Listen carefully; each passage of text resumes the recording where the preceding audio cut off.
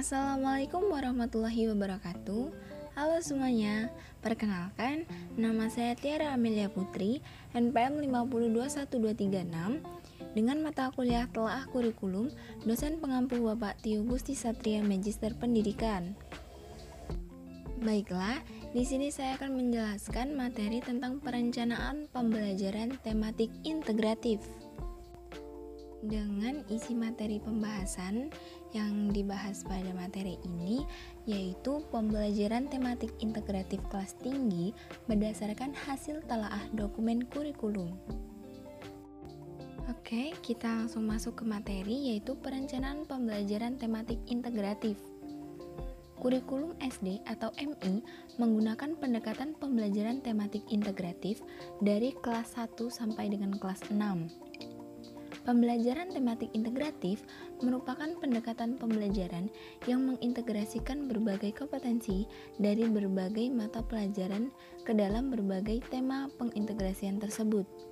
Dilakukan dalam dua hal, yaitu integrasi sikap, keterampilan, dan pengetahuan dalam proses pembelajaran, dan integrasi berbagai konsep dasar yang berkaitan.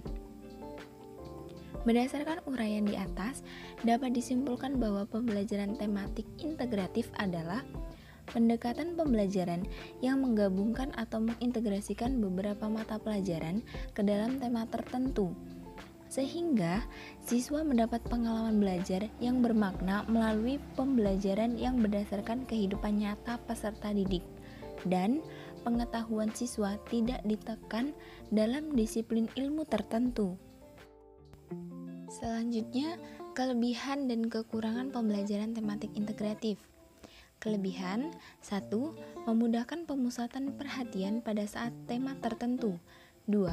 Siswa mempelajari pengetahuan dan mengembangkan berbagai kompetensi dasar antar mata pelajaran dalam tema yang sama. 3. Pemahaman materi pembelajaran lebih mendalam dan berkesan. 4. Lebih bermanfaat dan bermakna karena materi disajikan dalam konteks tema yang jelas. Kelemahannya: 1. Dilihat dari aspek bu guru.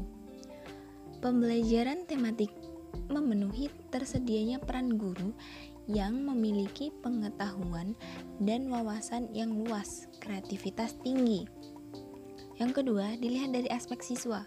Pembelajaran tematik termasuk memiliki peluang untuk mengembangkan kreativitas akademik. Yang ketiga, dilihat dari aspek kurikulum. Pembelajaran tematik memerlukan jenis kurikulum yang terbuka untuk pengembangannya. Dilihat dari sistem penilaian dan pengukurannya, pembelajaran tematik membutuhkan sistem penilaian dan pengukuran. Kemudian, pembelajaran tematik integratif pada kelas tinggi. Dalam pembelajaran tematik integratif ini, siswa sekolah dasar tidak lagi belajar IPA, bahasa Indonesia, matematika, atau mata pelajaran yang lainnya.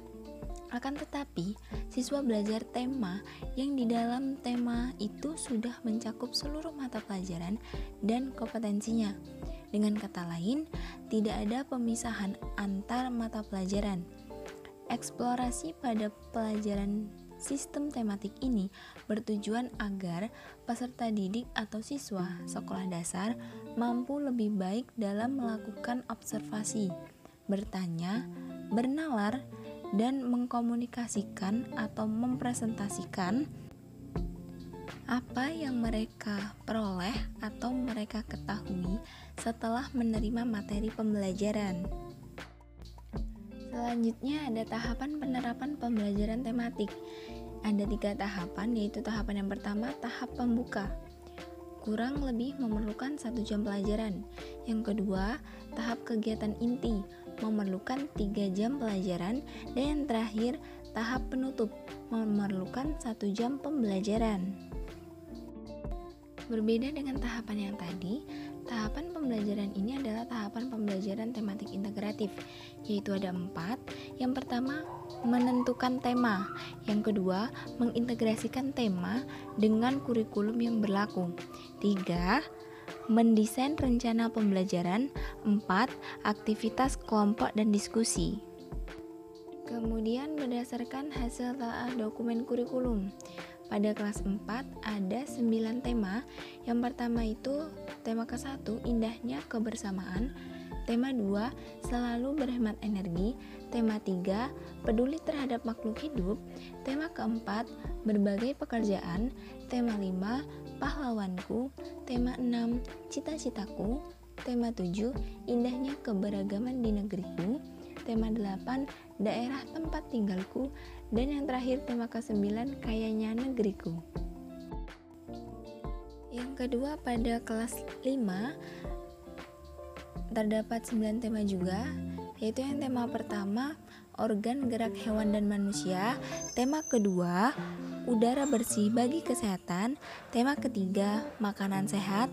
Tema keempat, sehat itu penting. Tema kelima, ekosistem. Tema keenam, panas dan perpindahannya. Tema ketujuh, peristiwa dalam kehidupan. Tema kedelapan, lingkungan sahabat kita. Tema ke-9, benda-benda di sekitarku. Pada kelas 6, 9 tema juga. Yang pertama, selamatkan makhluk hidup. Tema yang kedua, persatuan dalam perbedaan. Tema ketiga, tokoh dan penemuan. Tema keempat, globalisasi. Tema kelima, wirausaha. Tema keenam, menuju masyarakat sehat. Tema ketujuh, kepemimpinan. Tema ke-8, bumiku.